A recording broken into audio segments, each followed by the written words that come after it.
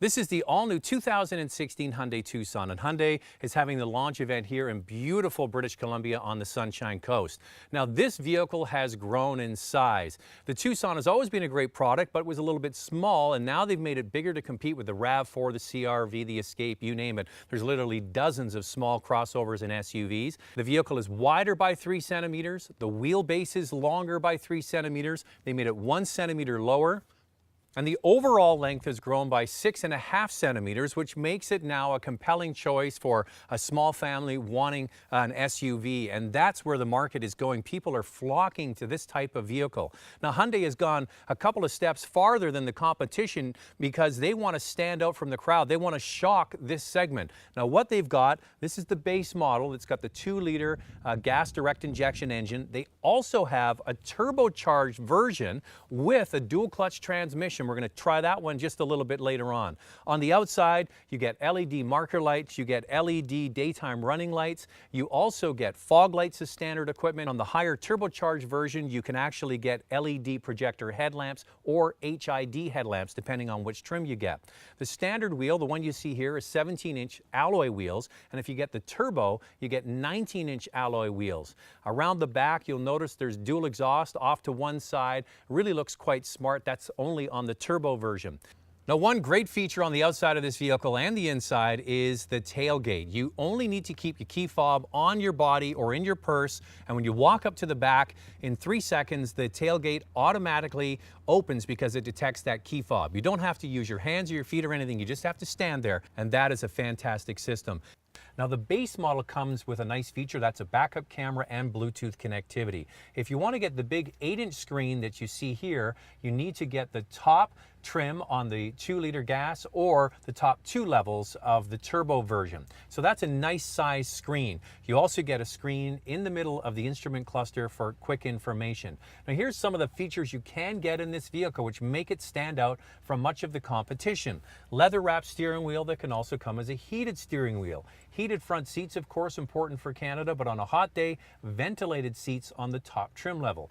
Heated rear seats are also available in this Tucson, and this massive panoramic sunroof. So a lot of features, depending on your appetite for price, you can get in this vehicle. But one thing that has changed on all trim levels is the interior space. It's going to make this attractive to a young, active couple, but I think there's also 2 other categories: people with young children and empty nesters. This is a nice size choice. It's got 164 horsepower and 151 foot-pounds of torque with a 6-speed automatic transmission that does a very good job of being in the right gear most of the times, and it's very smooth. It's smoother actually than the turbo I'm just about to drive. And the other thing about this vehicle, even though it's longer, it's bigger, and it's just slightly heavier than the old outgoing Tucson, it actually has a 3% improvement in fuel economy. The body on all models is 48% more rigid, which makes it feel much more substantial. It has a quality feel, great ride on the road, and with the longer wheelbase, definitely feels planted as well. So I think that they've done a fantastic job of making this. All right, now we're driving the turbo, and there is a big difference in torque especially.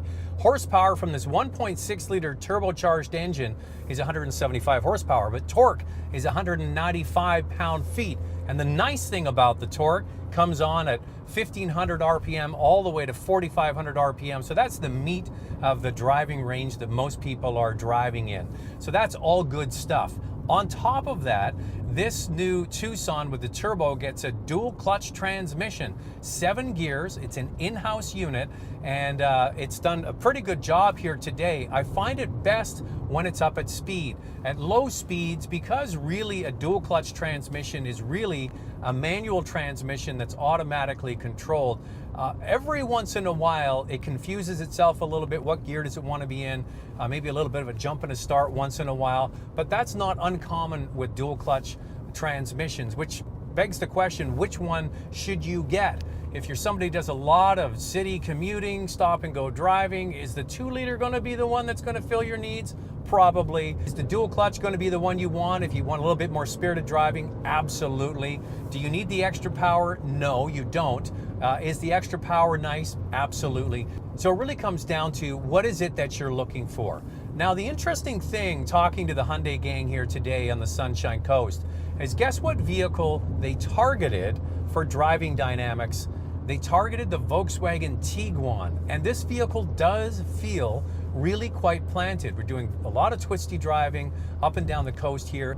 It's a very nicely balanced vehicle, very quiet. Compared to the set that it's up against, the RAV4, the CR-V, and the Escape, it's the quietest of those vehicles. Is it the quietest of all small SUVs? I'm not sure, but it definitely does feel refined. There's a sport mode now. You can drive it in sport, you can drive it in eco, and you can also drive it in just the default setting. So the turbo is great. Is it the right one for you? I really urge you to drive them both.